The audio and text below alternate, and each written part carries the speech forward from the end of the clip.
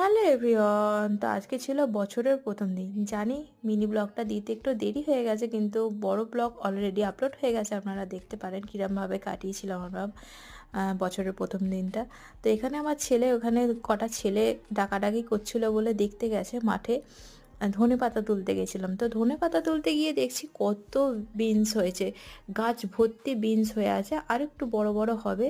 তো এখনও সেরকমভাবে পুষ্ট হয় না, তো সেই কারণে আমি আর তুললাম না, আপনাদের দেখানোর জন্য ভিডিওতে নিলাম।